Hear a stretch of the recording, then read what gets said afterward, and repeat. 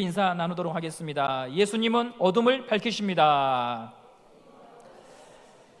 네, 주님이 우리의 어둠을 밝히시는 줄 믿습니다. 사도행전은 최초의 교회가 탄생하는 기록을 담고 있습니다. 저희 교회도 시작된 날이 있죠. 1969년 3월 9일입니다. 사도행전에는 이 지상에 교회가 언제 시작되었는가를 기록을 남겨두고 있는데요, 바로 오순절 성령님이 오심으로 교회가 시작이 되었습니다. 예수님께서 약속하신 성령님이 찾아오셨지요. 성령의 충만함을 입을 때 나타나는 첫 번째 일은, 따라서 할까요? 예수를 믿고 사랑하게 됩니다. 예수님의 죽으심이 믿어지고요, 예수님의 함께 하심이 고백이 됩니다. 아무리 믿으려고 해도 안 되던 일이 성령을 통하여 가능하게 됩니다. 사람들은 지금도 신을 잡으려고 하고 신을 해석하려고 합니다. 그런데 감히 어찌 사람이 신을 해석하고 신에 대한 정의를 내릴 수 있겠습니까? 그렇게 잡혀지고 그렇게 알게 되는 신이라면 그건 신이 아닙니다. 우리가 하나님을 알 수 있는 것은 하나님이 우리에게 붙잡혀 주시기 때문입니다. 어머니와 아이가 숨바꼭질을 합니다. 그러면 어머니는 아이가 잘 찾지 못하도록 숨지만, 그러나 완전히 숨지는 않지요. 살짝 보여줍니다. 혹시 아이들이 지금까지도 엄마를 못 찾아서 엄마를 못 만난 그런 놀이가 있다는 거 여러분 들어보신 적 있습니까? 지금까지 제 아내가 숨어 있어서 태양이가 엄마를 못 만났다면 엄마가 이상한 사람인 거죠. 살짝 보이도록, 잡힐 수 있도록 자기를 보여주는 것입니다. 억지로 소리를 내기도 하고 벽을 두드리면서 여기 있다라고 말하지요. 우리가 예수님을 믿을 수 있는 것은 주님이 붙잡혀 주셨기 때문입니다. 그것이 하나님의 사랑입니다. 성령께서 우리 눈을 여셔서 볼 수 있도록 도와주셨습니다. 그래서 예수 믿는 것은 은혜라고 하는 두 자로밖에 표현이 안 되는 줄 믿습니다. 둘째로, 성령이 임하시면, 따라서 할까요? 내 죄가 보입니다. 누구 죄가 보인다고요? 내 죄가 보입니다. 거룩한 영이신 성령이 내 안에 들어오면 캄캄한 밤에, 캄캄한 방에 불이 켜진 것처럼 감춰진 것이 드러납니다. 여러분의 집에 갑자기 누군가 방문을 하게 되면 얼마나 당황스럽습니까? 방금까지는 편하게 아무런 생각이 없었는데 중요한 손님이 급작스럽게 방문을 해서 지금 집 앞이다라고 말을 하면 치우고 정리할 것들이 눈에 들어오기 시작하죠. 음식물 쓰레기, 아직 정리하지 못한 세탁물과 설거지 거리. 성령님이 오실 때 비슷한 일이 일어납니다. 내 마음에 품고 있었던 생각들, 행했던 습관들을 다시 보게 되는 거예요. 이게 죄구나, 버려야 되구나, 정리해야 되는구나, 그런 마음이 우리 안에 일어나는 것이죠. 예전에는 죄에 대해서 남들도 다 하니까 내가 어떻게 안 할 수 있겠어 라고 생각했지만, 죄를 당연시했지만 성령님이 내 안에 들어오시면 죄가 죄로 보이는 것이죠. 사도행전 2장 37절 말씀을 함께 보도록 하겠습니다. 시작. 그들이 이 말을 듣고 마음에 찔려 베드로와 다른 사도들에게 물어 이르되, 형제들아, 우리가 어찌할꼬 하거늘. 아멘. 베드로의 설교를 들은 사람들은 마음에 찔림을 받았습니다. 이날 수많은 사람들이 회개하고 세례를 받았죠. 그들이 검찰 조사실에 끌려가서 수사관들의 집요한 신문에 못 이겨서 죄를 인정하고 자백한 게 아니죠. 하나님의 말씀이 그들의 양심을 흔들었고 마음에 감추어진 것을 비추자, 드러내자 견딜 수가 없었습니다.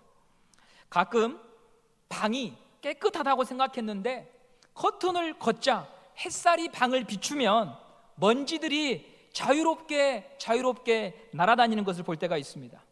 깨끗하다고 여겼는데 내가 머문 공간에 이렇게 먼지가 많았는가? 이처럼 성령은 괜찮다고 여겼던 내 마음, 내 삶과 내 인생에 대하여 거기에 죄가 있다는 것을 보게 하는 것이지요. 요한복음 16장 8절에서 예수님은 성령님이 하시는 이 일에 대하여 다음과 같이 말씀하셨습니다. 같이 한번 읽어보겠습니다. 시작. 그가 와서 죄에 대하여, 의에 대하여, 심판에 대하여 세상을 책망하시리라. 아멘. 죄에 대하여 책망하십니다. 성령은 죄를 고발합니다. 하나님의 말씀에서 멀어져 있는 나, 하나님의 사랑에 둔감한 나, 예수를 주님이라고 말하면서도 결국 내 고집대로밖에 살지 못하는 나를 보게 하십니다. 성령님께서 이렇게 우리 자신을 비추시고 우리의 죄를 드러나게 하실 때 살아갈 수 있는 길은 한 가지밖에 없습니다. 인정하고 돌이키면 하나님이 용서해 주십니다. 인정하고 돌이킬 때 하나님이 우리를 회복시켜 주십니다. 그런데 우리가 이런 건강한 신앙의 회복을 걸어갈 때 방해하는 세력들이 꼭 있습니다. 우리는 그들을 사단이라고 말하고 어둠의 영이라고 말하죠. 사단이 하는 일은 성도를 시험에 빠뜨려서 은혜를 메마르게 합니다. 어떻게 성도를 넘어뜨릴까요? 일단 은혜로운 모든 말씀을 유튜브를 통해서 CTS, CBS 또 자신이 속한 교회를 통하여 은혜로운 말씀을 다 듣게 합니다. 마음에 감동이 됩니다. 마음에 감격이 넘칩니다. 그런데 이 말씀을 내가 아니라 다른 사람에게 적용하도록 만듭니다. 그러면 은혜의 말씀은 시험의 수단으로 변질이 되고 맙니다. 예수님이 사역하시던 때에 말씀을 머리에 가득 담고 계셨던 분들이 있었지요. 바로 종교 지도자들입니다. 좀 더 자세히 말하면 백성들을 가르쳤던 바리새인과 서기관들입니다. 제사장입니다. 이분들은 항상 인상을 쓰고 다녔습니다. 말씀은 생명이고 사랑이고 자비인데 그 귀한 말씀을 마음에 담기보다 머리에 담았던 이분들은 얼굴이 자비롭지 않았습니다. 울거락불거락하거나 냉정하거나 차가웠죠. 왜냐하면 말씀의 적용이 항상 남을 향하고 있었습니다. 왜 안식일에 일을 하느냐? 무슨 권위로 네가 그런 일을 하느냐? 모세의 자리에 앉아서 사람들을 평가하고 판단했다고 예수님은 말씀하십니다. 마태복음 23장 2절 말씀을 보도록 하겠습니다. 시작. 서기관들과 바리새인들이 모세의 자리에 앉았으니, 그들은 가르쳤고 평가하고 판단했지 자기에게 하시는 하나님의 말씀을 듣지 못한 거죠. 말씀은 나에게 적용할 때 생명이 되고 은혜가 됩니다. 하나님이 오늘 우리를 불러 모으신 이유는 나에게 주시고자 하시는 말씀이 있기 때문입니다. 하나님의 말씀을 통해서 여러분들이 한밤중에도 외로울 때에도 고독할 때에도 그 말씀 때문에 감격했던 그 날들을 돌아보십시오.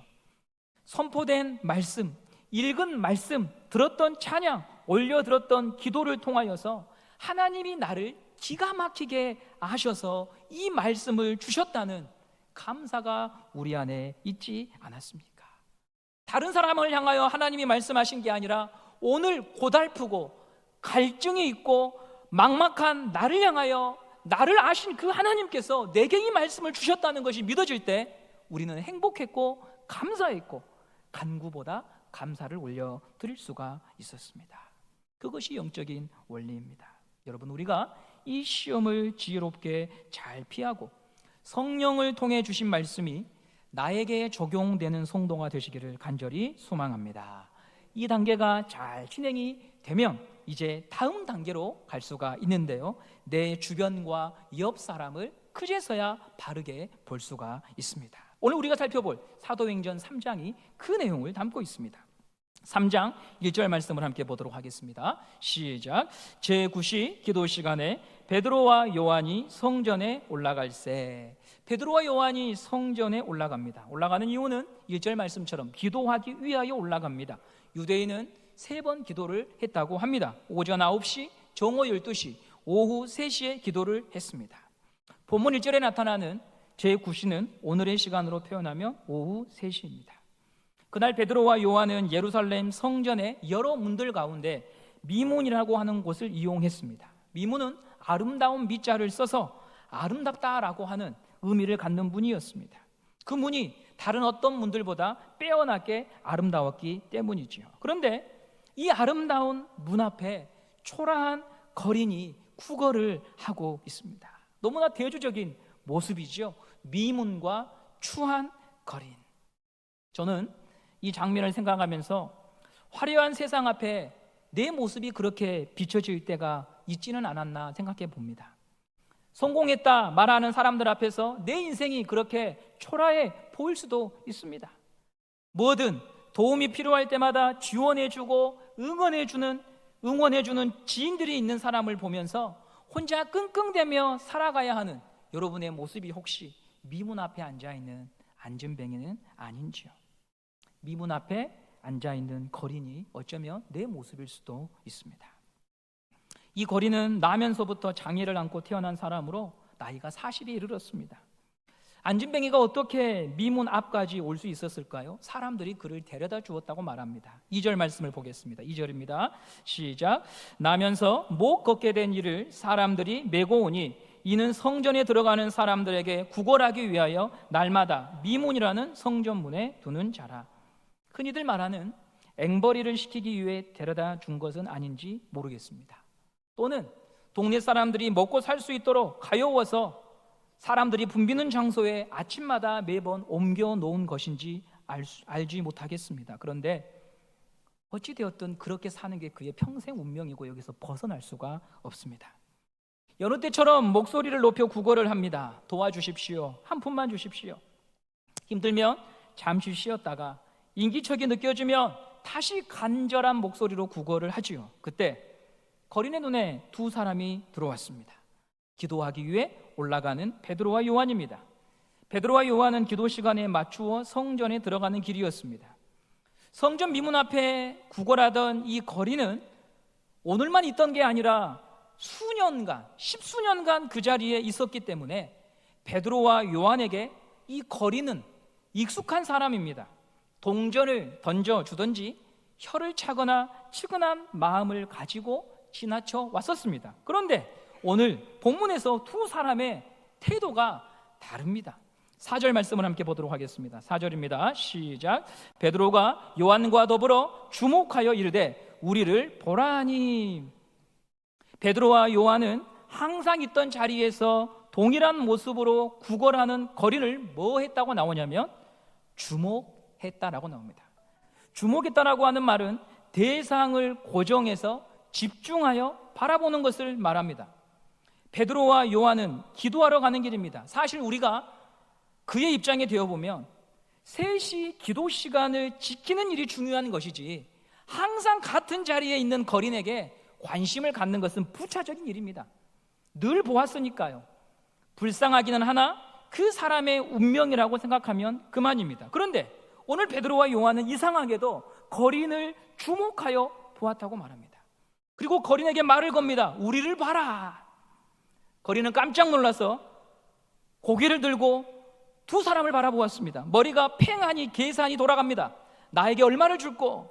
오늘은 재수가 좋은가 보다 하는 기대를 가졌습니다.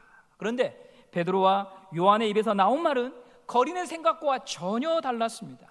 우리 6절 7절 말씀을 함께 보도록 하겠습니다. 시작. 베드로가 이르되 은과 금은 내게 없거니와 내게 있는 이것을 너에게 주노니 나사렛 예수 그리스도의 이름으로 일어나 걸으라 하고 오른손을 잡아 일으키니 발과 발목이 힘을 얻고. 베드로와 요한이 두 사람이 전한 것은 예수였습니다. 예수의 이름으로 일어나 걸으라고 하며 손을 잡고 일으키자 한 번도 걷지 못한 자가 발과 발목에 힘이 들어가 걷는 일이 일어났지요. 누가가요? 이 장에서, 이 구절에서 발과 발목이라고 하는 성경에 한 번밖에 사용되지 않은 단어를 사용했습니다. 왜냐하면 그는 의사로서 이런 기적을 가만두고 볼 수가 없거든요. 발과 발목에 힘이 들어가 안진뱅이가 일어났다고 그는 의사의 관점에서 이 사건을 기록했던 것이었습니다. 잠시 후 거린은 베드로와 요한을 통해서 한 번도 기대해보지 못한 새로운 인생을 맛보게 됩니다. 성전 옆에만 앉아있던 자가 일어나서 성전 안으로 들어가 뛰며 찬양하며 소리를 지르는 것입니다. 이런 일이 우리 교회 안에 있기를 간절히 소망합니다. 이 전에 들어오지 못하고 늘 저 밖에서 하나님은 나하고 별 상관이 없는 분으로 여겼지만 누군가를 통하여서 이곳에 들어와 하나님을 만나는 역사가 있게 될 줄 믿습니다. 이런 모든 일의 시작이 여러분 어디에 있었습니까? 그게 오늘의 주제인데요, 우리 4절 말씀을 다시 한번 보도록 하겠습니다. 4절입니다. 시작. 베드로가 요한과 더불어 주목하여 이르되. 아멘. 기도하기 위해 성전에 올라가던 두 사람이 거린을 뭐 했다고요? 주목하여 보았어요. 우리 주변에는 어제와 다름없이 오늘도 힘들게 살아가는 사람들이 너무 많습니다. 아프신 분은 어제도 아팠고 오늘도 아프고 내일도 아플 겁니다. 경제적으로 어려우신 분들은 오늘도 힘이 들고 어제도 힘이 들었고 어쩌면 내일도 힘이 들 수 있습니다. 그래서 우리는 우리 마음에 그런 아픔이 크게 와닿지 않기도 합니다. 아픈가 보다, 어려운가 보다 하며 지나치게 됩니다. 그런데 오늘 두 사람은 거린을 주목했습니다. 그의 처지와 상황을 새로운 마음과 새로운 눈으로 보았습니다. 당연한 광경, 당연한 인생을 당연하게 여기지 않는 눈이 그들에게 있었습니다. 그들은 이제 거린의 영혼을 보고 있었고 거린을 향해 가지고 계신 예수님의 계획을 보고 있었던 것이죠. 보이는 게 다가 아니라 예수님의 마음과 눈으로 평생 앉아 있을 수밖에 없는 그 거린을 향하여 새로운 꿈과 소망을 갖고 그에게 다가갔던 것이었습니다. 오늘 은성교회 주차장으로 교회를 출입하신 분들은 다 보셨겠지만 상사화가 정말 예쁘게 피어 있습니다. 영광 불갑사가 상사화로 유명한데요, 은성교회 살구나무 아래 핀 상사화는요 그에 못지않는 맵시를 뽐내고 있습니다. 오늘 집에 가시기 전에 꼭 한번 보시고 가시기 바랍니다. 몇 해 전부터 가을마다 보게 되는 이 상사화, 이 꽃을 볼 수 있는 것은 당연한 일이 아닙니다. 누군가 땀 흘려 심었고 가꾸었기에 거기에 있는 것이죠. 박종기 집사님께서 나무와 꽃을 사랑하는 마음으로 여러 차례 종묘를 심어서 우리가 보고 누리게 되었습니다. 이처럼 우리 주변에 있는 모든 것은요 보이는 것이 다가 아니라 그 뒤에 많은 이야기가 숨어져 있습니다. 보이는 것보다 실은 보이지 않는 세계 속에 들어있는 것, 그게 오히려 진실이고 우리가 배워야 하고 우리가 봐야 하는 것이지요. 그 눈을 베드로와 요한이 갖게 된 것입니다. 우리가 살아가는 세상은 점점 이 눈을 잃어가고 있습니다. 사람을 보는 눈이 참으로 가볍고 피상적인 시대입니다. 뭘 입었습니까? 뭘 샀습니까? 얼마를 버십니까? 어디에 사십니까? 그것이 사람을 규정하는 전부가 되었습니다. 그런데 우리 예수님은 다릅니다. 누구든 존귀하게 여기십니다. 사회에서 낙인이 찍혔고 다른 말을 붙일 수 없도록 규정이 되어버린 사람들을 찾아가셔서 그들의 이름을 불러주시고 그들을 진심으로 대하시고 그들 안에 있는 하나님의 영광을 예수님은 보고 계셨습니다. 대표적인 사람이 광인이죠. 누구도 거들떠 보지 않았던 군대 귀신 들렸던 광인, 미치광이 이야기를 잘 아실 겁니다. 예수님이 그를 만나기 위해서 어떤 희생을 감내하신지 여러분 잘 아실 거예요. 사나운 바다 폭풍을 뚫는 모험을 감행하셨습니다. 제자들은 예수님께서 거센 비바람을 뚫고서 만나고자 하는 사람이 도대체 누구인지 궁금했을 것입니다. 가버나움 사역 잘 되고 있는데 왜 그것을 뒤로 한 채 이 거센 바다를 뚫고 도대체 누구를 만나러 어디를 가는가? 죽을 고비를 넘겨 항구에 도착했습니다. 제자들은 기대했을 것입니다. 도대체 여기에 누가 살기에 무엇을 하려고 오신 건가? 그들이 마주한 사람은 무덤 사이에서 비명을 지르고 돌로 자기 몸을 상하게 하는 광인이었습니다. 마가복음 5장 2절 3절 말씀을 함께 보도록 하겠습니다. 시작. 배에서 나오심에 곧 더러운 귀신 들린 사람이 무덤 사이에서 나와 예수를 만나니라. 그 사람은 무덤 사이에 거처하는데 이제는 아무도 그를 쇠사슬로도 맬 수 없게 되었으니, 예수님은 미치광이를 만나러 오신 겁니다. 그는 거라사 지방에서 문제거리이고 미치광이로 낙인이 찍혀 있습니다. 무덤에 살게 있습니다. 즉 살지만 죽은 자로 여긴 것입니다. 제자들이 얼마나 어이가 없었을까요? 부정한 이방의 땅까지 왔는데, 목숨 걸고 왔는데, 사역을, 잘 되는 사역을 접고 여기까지 왔는데 도대체 이게 뭡니까? 그러나 예수님은 귀신 들린 이 미치광이도 하나님의 형상대로 지음받은 인간이며 하나님께서 가엾이 여기며 하나님께서 그를 주목하여 보고 계신다는 것을 제자들에게 가르쳐주고 싶었습니다. 만일 광인을 고치는 것만이 예수님의 목적이었다면 주님은 여기로 오지 않으시고 멀리서 말씀으로 귀신아 떠나가라라고 명하셨으면 됩니다. 그런데 왜 배를 타고 건너오는 수고를 하셨을까요? 앞으로 제자들이 예수를 믿고 사는 삶이 바로 이런 것임을 보여주기 위하여 그 고난을 뚫고 시간을 들여서 여기까지 오신 것입니다. 그러나 그때 제자들은 이해하지 못했습니다. 참 이해할 수 없는 스승이구나. 돼지떼가 그날 이 거라산 광인을 위하여서 물에 수장되지 않았습니까? 수천 마리가 죽었습니다. 제자들의 방식으로는 이해할 수 없습니다. 돈 들여, 시간 들여, 몸 버려, 도대체 이게 무슨 일이란 말인가? 분란이 될 일을, 사람이 환영하지도 않을 일을 어찌 이리도 하신단 말인가? 거라사 지방에서 예수님이 쫓겨나지 않습니까? 한 사람을 구원했는데, 하나님이 사랑하신 영혼을 구원했는데 예수님이 환영받는 게 아니라 쫓겨납니다. 제자들도 인정해 주지 않습니다. 그게 바로 제자들이 보았던 의아함입니다. 도대체 무엇하러 이런 일을 하신단 말인가? 그런데 부활하신 예수를 만나고 나니까 그들이 그 쓸모없는 짓을 또 하고 있습니다. 주목하여 바라봅니다. 예수를 믿는 건 그런 것입니다. 한 사람의 모습을 볼 때 보이는 게 다가 아니요, 숨겨진 이야기, 영혼의 가치, 하나님께서 내게 저 사람을 보여주신 이유를 묻고 고민하며 그를 끝없이 끌어안는 것이지요. 성령이 임하여 예수의 생명이 들어갈 때 제자들의 눈과 마음의 비늘이 벗겨진 겁니다.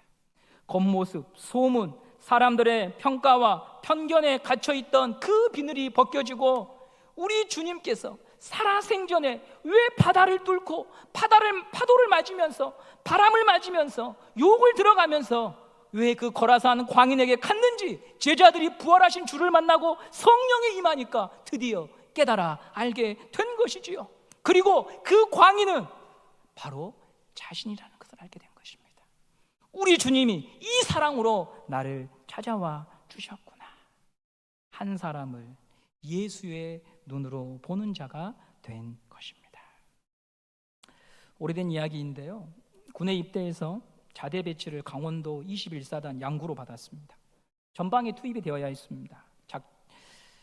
전방이 투입되기 전에 소대장 면담을 하게 되었는데요, 모든 병사들이 다 이런 면담 시간을 거쳐야 합니다. 왜냐하면 전방은 실탄과 수류탄을 소지하고 근무를 하기 때문에 총기 사고가 날 가능성이 있어서 면담을 통해 결격 사유가 있는가를 확인하고 예방하는 것이죠. 사고를 예방하는 것이죠.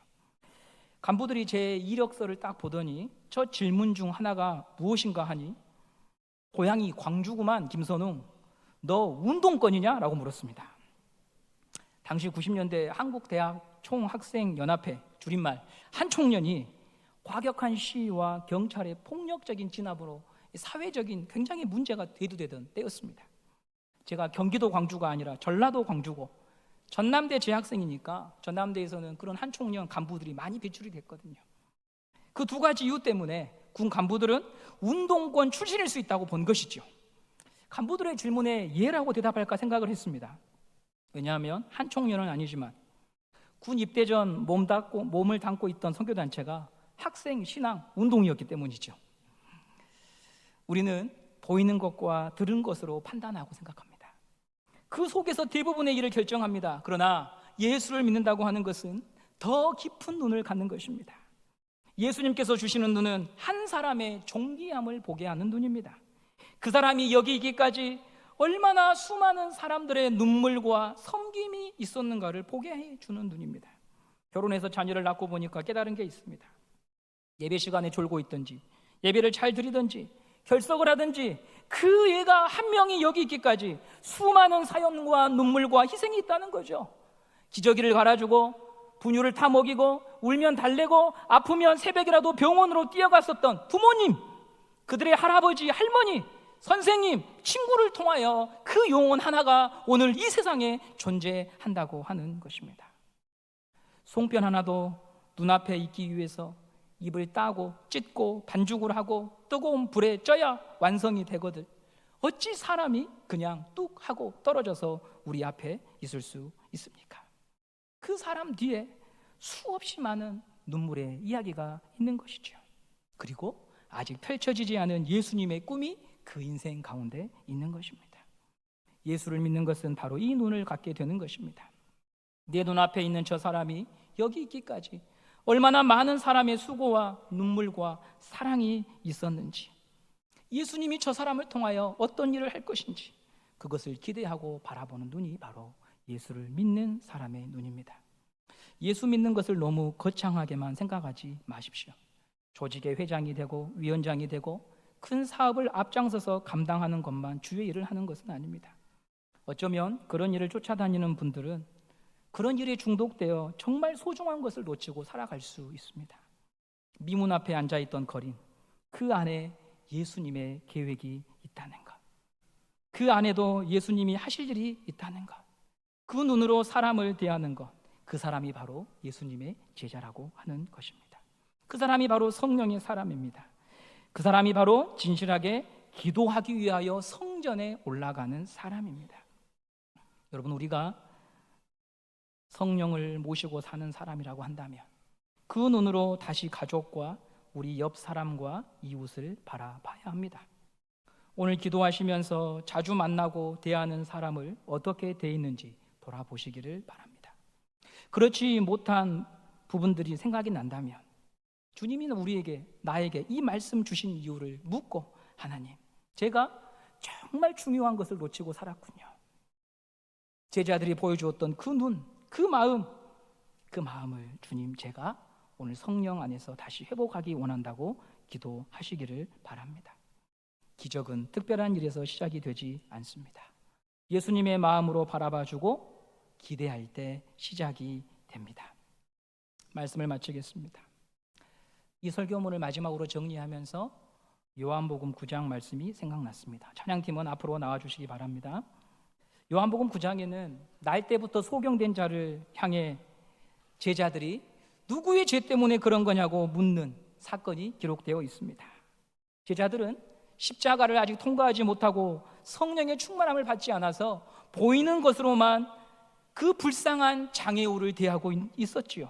그러나 예수님은 다르게 그를 대하셨습니다. 우리 요한복음 9장 3절 말씀으로 말씀을 마치도록 하겠습니다. 요한복음 9장 3절입니다. 시작. 예수께서 대답하시되 이 사람이나 그 부모의 죄로 인한 것이 아니라 그에게서 하나님의 하시는 일을 나타내고자 하심이라. 아멘. 이것을 기대한 자가 바로 예수님의 제자이고 성령을 받은 사람입니다. 여러분, 우리는 오늘도 많은 실망을 안고 살아갑니다. 그러나 그것을 뛰어넘어서 보이는 것이 다가 아니라 주님이 하실 일이 있음을 기대하고 믿고 다시 일어나서 여러분의 옆에 있는 사람들과 가족과 여러분의 교우들을 볼 수 있는 하나님의 사람들이 다 되시기를 간절히 소망합니다. 우리 함께 찬양하며 나아가도록 하겠습니다.